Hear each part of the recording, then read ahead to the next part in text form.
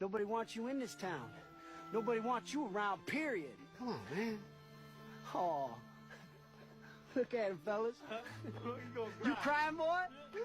You crying, boy? Maybe we'll go back down to McDonald's and get you a Whamburgers from French fries. How about a Weineken? You little sissy boy! Tucker Carlson and Kid Rock sat down at Kid Rock's mansion in Nashville in his recording studio, and it was about as based as you can imagine. Tucker Carlson noting that Kid Rock drives a Let's Go Brandon Bentley. Come on, we got to start with that clip. Go. We had dinner last night and you rolled up in a Rolls-Royce, the Let's Go Brandon edition. Yes. So for With a Waffle House plate. With a Waffle House plate. So for our viewers who might want the Rolls-Royce Let's Go Brandon edition, like where can you get one? You go on this thing called Google and you type in, car badges, Let's Go Brandon. And there's companies that come up. On my truck, I got one that says White Boy Edition. And there's all these crazy things, but it looks official. So, I would never drive a foreign car, be driven. I used to say to myself, I'm so proud, for how hard I work and, what I charge people for shows is what I think is fair because I can hold my head high because I feel I've never made an unhonest dollar off of working man's back. And so I get Rolls Royce. But I'm in Nashville, so I'm not in Detroit. So it's the same, but it came for sale, this thing. And I had this Waffle House license plate holder forever. And I'm like, I need a car to put that thing on. I need to get that Rolls Royce. And then the Let's Go Brandon badge, it came out. And I'm like, oh, there is a heaven.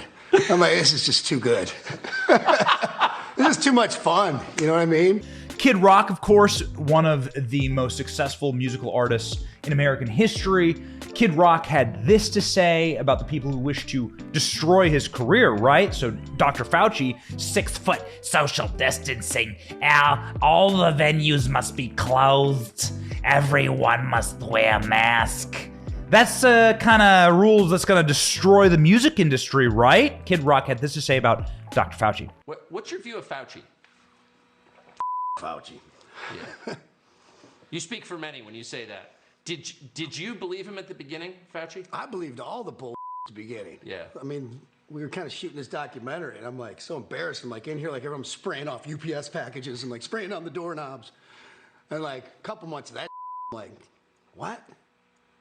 It's like, so this pretty much like is knocking out overweight, unhealthy people? I'm like, I'm good. And so are most of my friends after people start getting it, and you're like, you know, some people had a little worse than others, but it was nothing, you know. And I don't want to, throw any shine on people that had a bad time or passed away with it. It's horrible when anyone's lost. But to me, I was like, this is some bull. And all this mass, one day it's just the disinformation that's in the world now. Yeah. At every level. That's for sure. You know what to believe.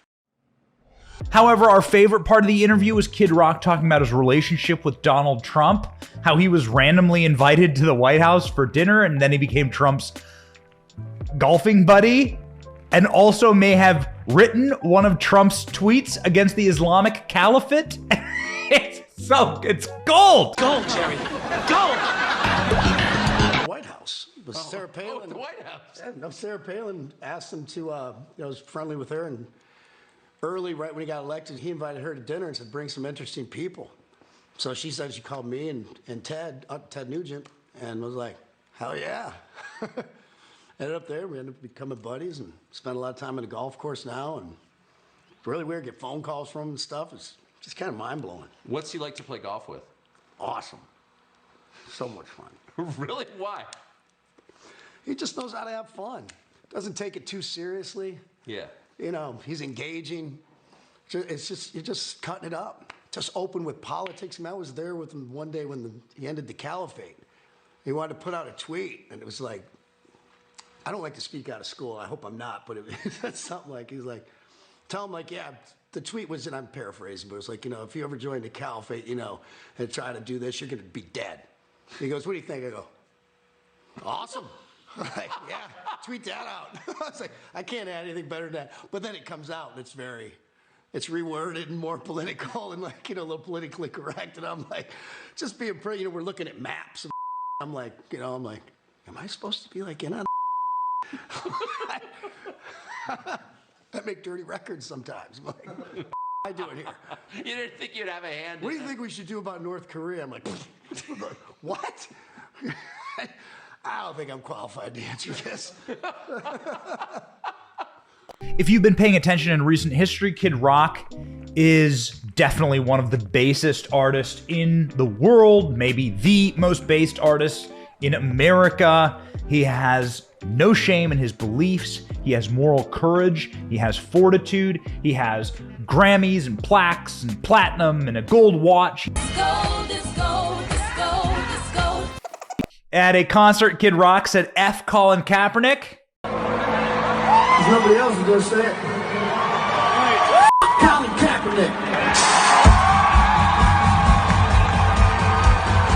And also, during a Fox and Friends interview, Kid Rock went after Joy Behar. Whoop! Get past that we can disagree and still be cordial with one another, and just talk about things without going for each other's throats and protesting everything. And God forbid you say something a little bit wrong, you're racist, homophobic, Islamophobic, this, that, and the other. People need to calm down, get a little less politically correct. And I would say, love everybody except, I'd say, screw that Joey Behar bitch. Everybody. No, you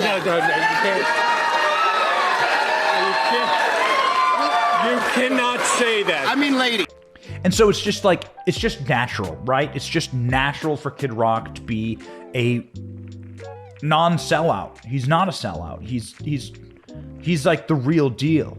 The real deal. Probably like that watch on Tucker's wrist is real gold and real diamonds. And it was a solid gold interview. We give you a solid platinum rating for this interview, Tucker Carlson, Kid Rock, and really just telling the story of a man who has never sold out. The evil of corporate interests are preeminent. It's precisely what they're going to use in order to crush free-minded people. Fascism, definitionally, is the fusion of government and corporations, and so it is righteous to fight against them, and it's righteous to see Kid Rock be his own man. What a dude. Please, Kid Rock, run for political office one of these days. We would love to support you. Thank you for watching. We are 100% independent news. Are you sick of being lied to? We certainly are. It's why we started this channel. But we can't do it without you. We can't keep going without your help. All we ask is that you click like and subscribe and share this video. It's free. And it keeps us going, it keeps us growing, and it keeps us getting the truth out there to break the rotted corporate media infrastructure that wants to lie to you every single day, wants to corrupt your narratives, your truth, your story, and your very society. So support us by clicking like, clicking subscribe, and thank you, Patriots.